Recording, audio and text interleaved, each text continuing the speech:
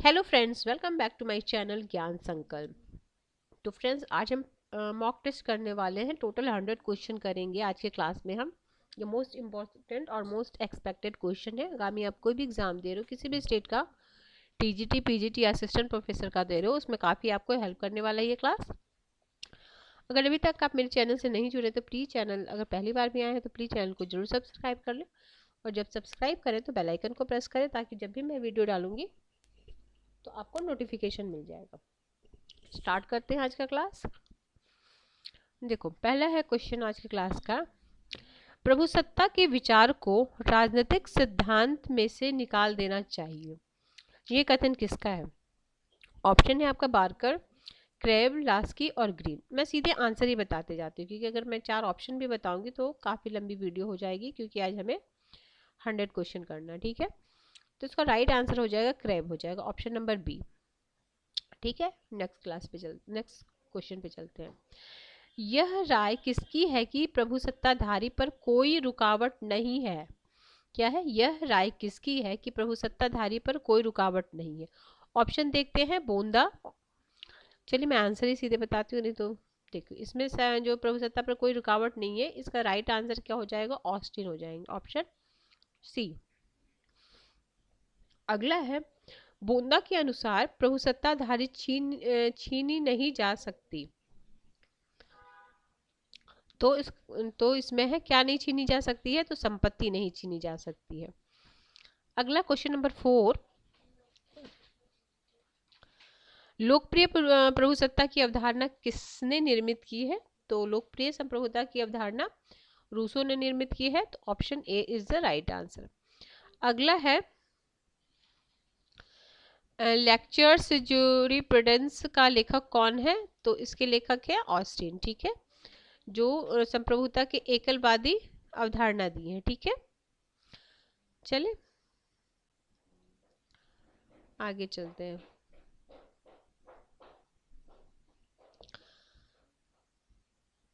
ये option number B.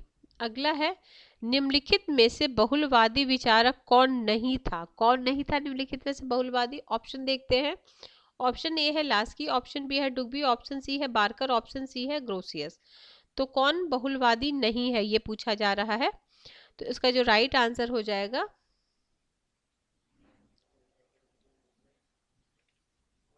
कौन सा होगा? Option B. ठीक है, 6 का option B, sorry option D, my mistake. ठीक है, अगला चलते हैं। डाइसी के अनुसार राजनीतिक प्रभुसत्ता निहित होती है। तो डाइसी के अनुसार राजनीतिक प्रभुसत्ता किसमें निहित होती है? तो वो निहित होती है निर्वाचक वर्ग में, ऑप्शन सी। अगला है, बहुलवाद एक प्रतिक्रिया है। तो बहुलवाद है एक प्रतिक्रिया है, किसके विचारों के विरुद्ध एक प्रक्रिया है? तो हीगल के विचारों के विरुद्ध एक प्रक्रिया है। ठीक है, ऑप्शन ए।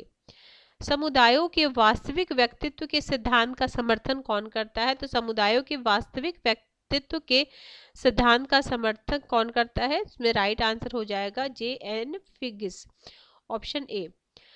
अगला है, द न्यू स्टेट के लेखक कौन है? तो द न्यू स्टेट के लेखक है Miss Follett, option C is the right answer.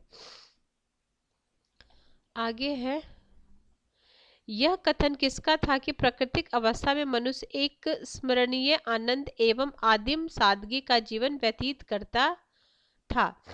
ठीक है, तो ये जो कथन है ये है आपका रूसो का, option C. Two treatises of government के लेखक कौन है? Two treatises of government, option है हॉब्स, ऑप्शन बी है लॉक, ऑप्शन सी है बोंदा, ऑप्शन सी है संत ऑगस्टाइन। तो इसका राइट आंसर हो जाएगा, टू ट्रीटीज ऑफ गवर्नमेंट किसके लेखक किनके हैं? लॉक इसके लेखक है। अगला है क्वेश्चन नंबर 13, यह किसने कहा था कि सरकार जनता के लिए केवल एक साधक अथवा एक जीवित औजार है? ठीक है, तो इसका क्वेश्चन है, उसका आंसर हो जाएगा, देखिए ऑप्शन में है हॉब्स है, रूसो है, ग्रीन है, बेंथम है। तो इसका राइट आंसर हो जाएगा ऑप्शन बी, रूसो।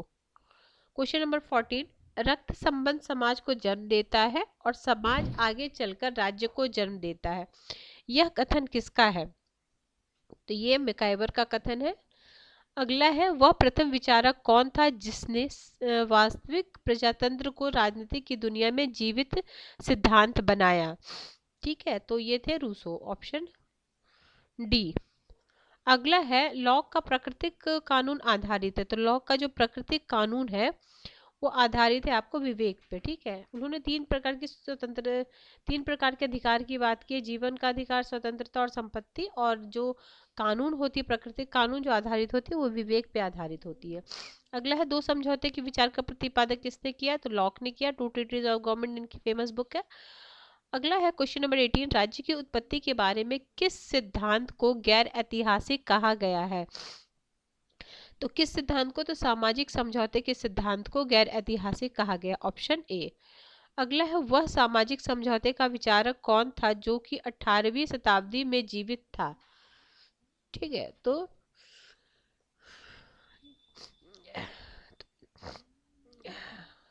हो जाएंगे, रूसो हो जाएंगे। अगला है क्वेश्चन नंबर 20, कौन सी विचारधारा कहती है कि राज्य एक आवश्यक बुराई है? तो ये व्यक्तिवादी विचारक है जो राज्य को एक आवश्यक बुराई मानते हैं। अगला है, एक राज्य जो अपने नागरिकों के लिए विस्तृत सामाजिक सेवाएं प्रदान करता है उसे कहते हैं कल्याणकारी राज्य। अगला, व्यक्तिवादी विचारधारा का विकास हुआ है। तो व्यक्तिवादी विचारधारा का विकास कब हुआ है?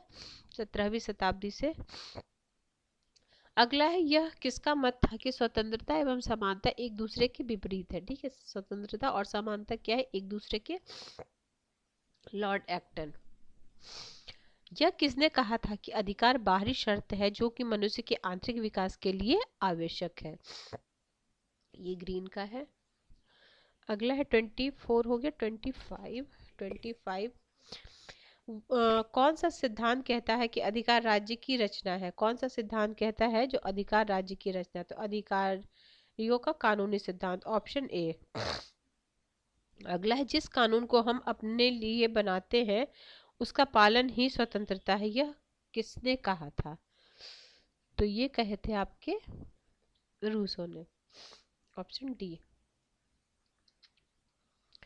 एक खोखली स्वतंत्रता एक एवं अमूर्त व्यक्ति का पैगंबर कौन माना जाता है?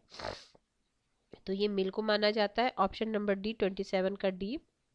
28, प्राकृतिक अधिकार के सिद्धांत में सबसे महत्वपूर्ण योगदान है। तो प्राकृतिक अधिकार के जो सिद्धांत में सबसे अधिक महत्वपूर्ण किसको माना जाता है? लॉक को, उन्होंने ही बताया था। अगला है क्वेश्चन नंबर 29 क्या बोल रहा है? वितरणशील न्याय की अवधारणा का निर्माण किसने किया है? तो इसमें ऑप्शन हो जाएगा ऑप्शन नंबर सी, रॉल्स। ठीक है, ऑप्शन सी। अगला है, दबाव समूहों की महत्वपूर्ण भूमिका होती है। तो देखते हैं क्या है, क्या ऑप्शन में है। तो दबाव समूह राजतंत्र में, प्रजातंत्र में, कुलीन तंत्र में, साम्यवादी। तो प्रजातंत्र में, ऑप्शन बी। प्रजातंत्र अयोग्यता की उपासना है। तो 31 हो जाएगा। मुसोलिनी ने कहा ये अयोग्यता की उपासना है। क्वेश्चन नंबर 32 में क्या पूछा जा रहा है? अल्पसंख्यक प्रतिनिधित्व के लिए सबसे अच्छी विधि कौन सी है?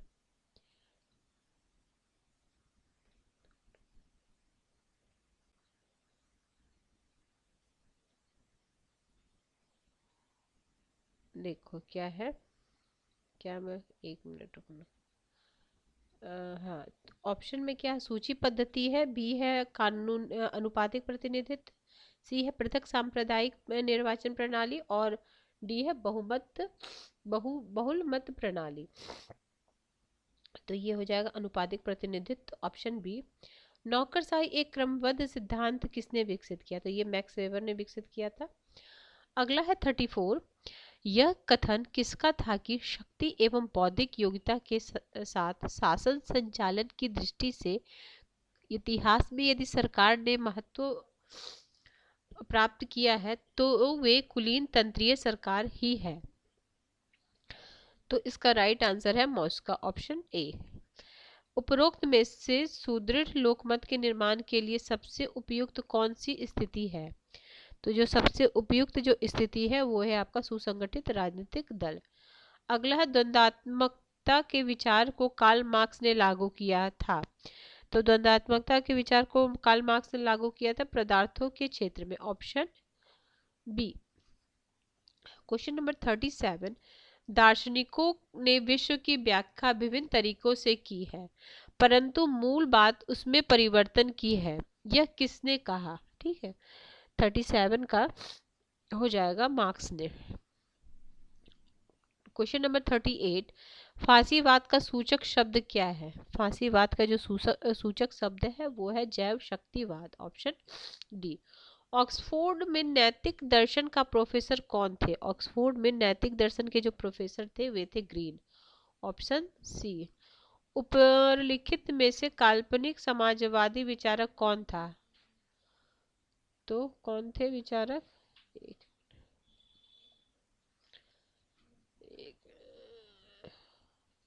तो ये हो जाएंगे option B, Saint Simon.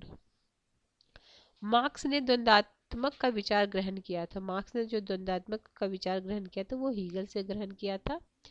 Fragment of government के लेखक कौन है? तो फ्रेगमेंट ऑफ गवर्नमेंट के लेखक आपके ये है बेंथम, ऑप्शन डी। अगला, मार्क्स ने इतिहास की व्याख्या विशुद्ध रूप में की है भौतिकवाद के रूप में, तो 43 का डी हो जाएगा। क्वेश्चन नंबर 44, आदर्शवाद के अनुसार राज्य का आधार है। तो आदर्शवाद के अनुसार राज्य का क्या आधार है? तो सामान्य इच्छा, ऑप्शन बी। राज्य को एक नैतिक संस्था कौन मानता है? तो राज्य को एक नैतिक संस्था मानने वाले हैं आदर्शवादी। राष्ट्रीय राज्य को महिमा युक्त किसने कहा है? तो राष्ट्रीय राज्य को महिमा युक्त कहने वाले हैं आपके 46 का बी, हीगल। स्वयं पर, अपने शरीर एवं मस्तिष्क पर एक व्यक्ति शासक है, यह कथन किसका है? तो 47 का है जे एस मिल, ऑप्शन सी। समाजवाद का सिद्धांत विश्वास करता है। तो समाजवाद का सिद्धांत किस पे विश्वास करता है? राज्य कार्य संभवतः ज्यादा से ज्यादा हो। समाजवाद का सिद्धांत विश्वास करता है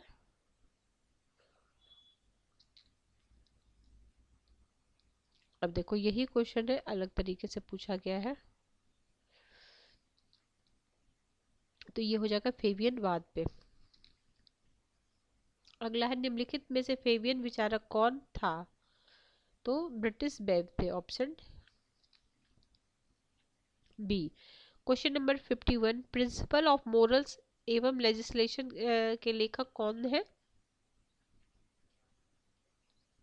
ऑप्शन में क्या क्या? बेंथम है, मिल है, ग्रीन है, लास्की है। तो इसका राइट आंसर बेंथम हो जाएगा। आगे चलते 51, 52 है, बेंथम के सिद्धांत का आधारभूत क्या है? आधारभूत तत्व क्या है? तो इनके जो आधारभूत सुख है वो सुख। The rise of European liberalism के लेखक कौन है? The rise of European liberalism के लेखक कौन है? तो लास्की है, 53 का ऑप्शन ए। संसदात्मक प्रजातंत्र का परंपरागत घर है। तो संसदात्मक प्रजातंत्र का जो परंपरागत घर है वो है आपका ग्रेट ब्रिटेन, ऑप्शन सी। निम्नलिखित में से निश्चित अवधि किसकी है? 55 का हो जाएगा अमेरिकन राष्ट्रपति। ठीक है, निश्चित अवधि क्योंकि उनका 4 वर्ष ही है। जहाँ संसदात्मक शासन रहता है वहां पे तो अभी राष्ट्रपति निश्चित नहीं है। ठीक है, अगला, कौन से संविधान में अवरोध एवं संतुलन की अवधारणा समाविष्ट है? 56 है ए। ठीक है, ऑप्शन संयुक्त राज्य अमेरिका। क्वेश्चन नंबर 57 है, निम्नलिखित में अध्यक्षात्मक सरकार का कौन सा लक्षण है?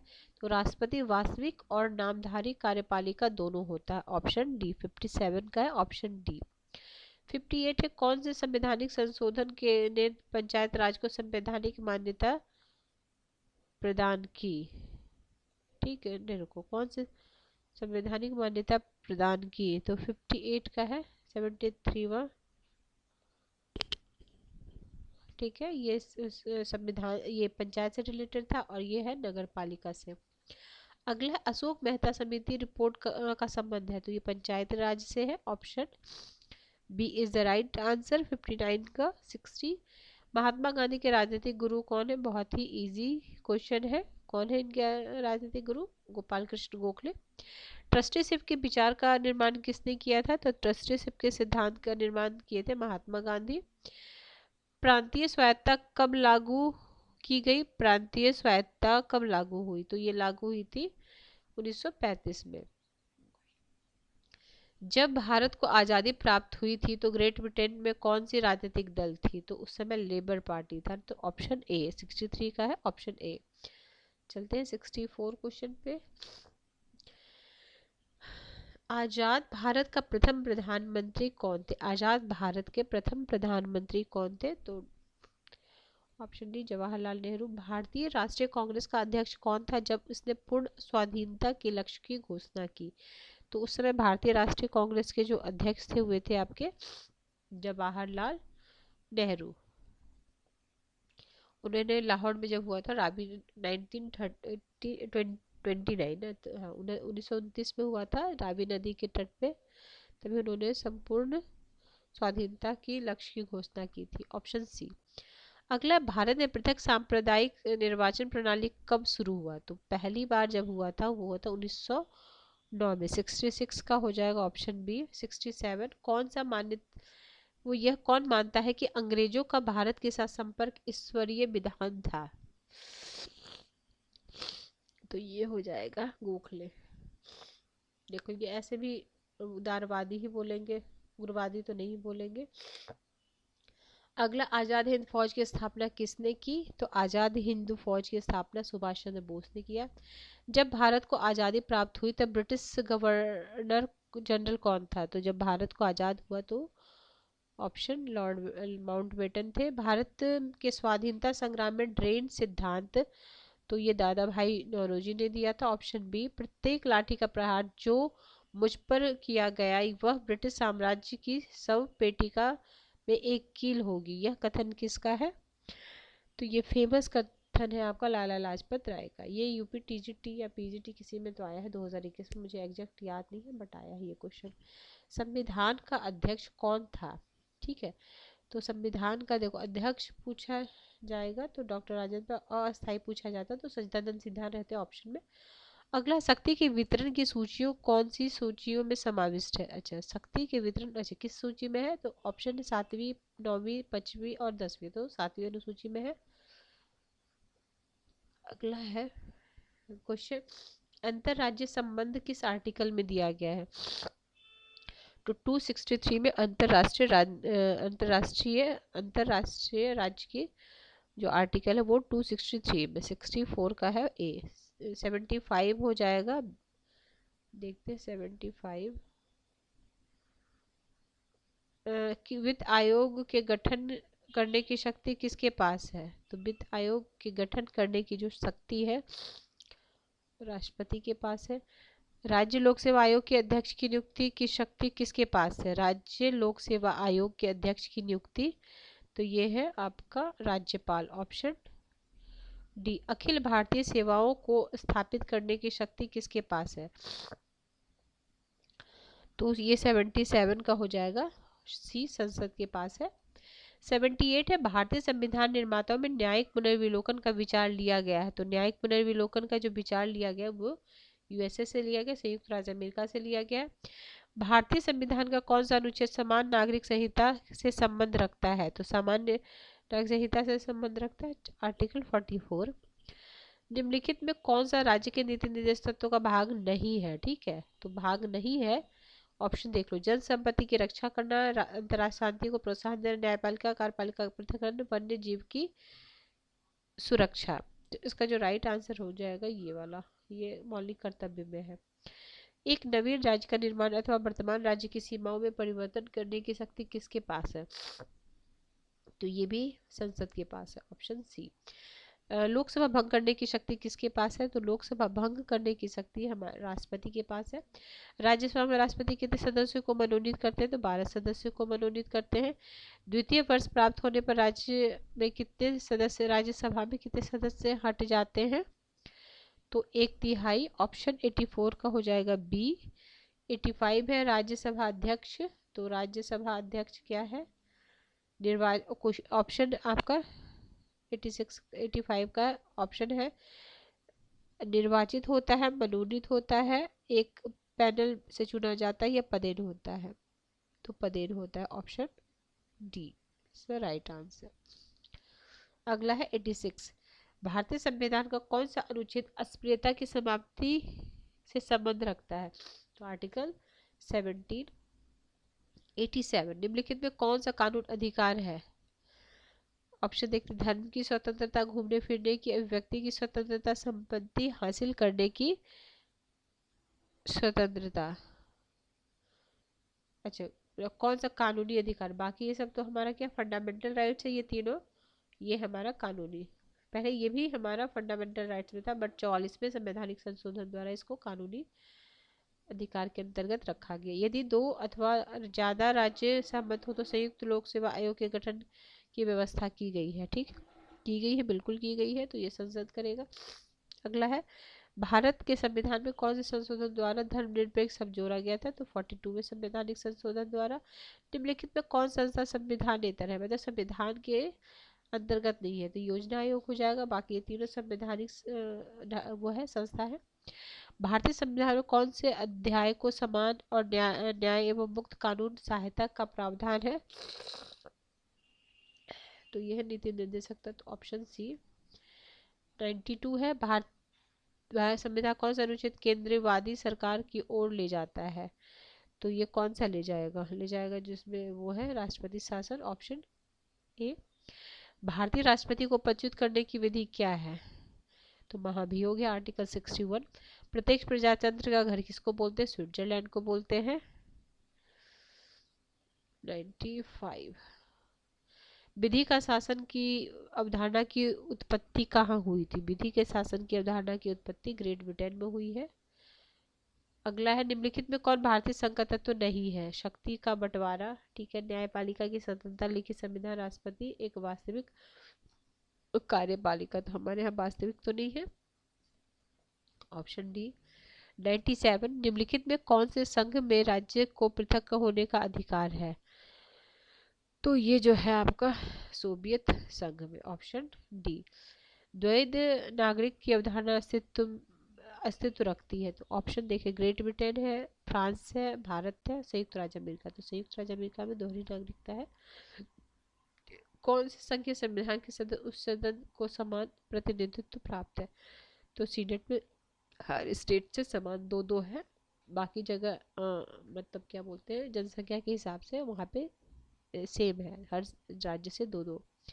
आज के क्लास का लास्ट क्वेश्चन है, संयुक्त राज्य अमेरिका में निम्नलिखित सदनों को कहते हैं, निम्न सदन को, तो संयुक्त राज्य अमेरिका में निम्न सदन को क्या बोलते हैं, हाउस ऑफ रिप्रेजेंटेटिव, ठीक है फ्रेंड्स, आज हमने 100 question most important most expected किया है, आपको काफ़ी हेल्प करेगा, और आप देखो इसमें से कितने क्वेश्चन आपको आ रहे थे और जो नहीं आ रहे थे उसको आप नोट डाउन कर लो, या दोबारा आप जब क्वेश्चन लगाओ तो देखो वो क्वेश्चन आपको याद हो गया तो ठीक है, नहीं तो उसको नोट डाउन कर लो, ठीक है फ्रेंड्स। तो मिलते हैं हम नेक्स्ट वीडियो में, किसी वजह से ये चैनल आपको हेल्प कर रहा है तो ज़रूर सब्सक्राइब कर ले, और मेरे चैनल पे आपको पॉलिटिकल साइंस और हिस्ट्री की क्लासेस ली जाती है, अगर आप किसी भी स्टेट का टीजीटी पीजीटी की प्रिपरेशन कर रहे हो, ये 2 सब्जेक्ट है आपका, तो आपको काफ़ी हेल्प करेगा एक क्लास।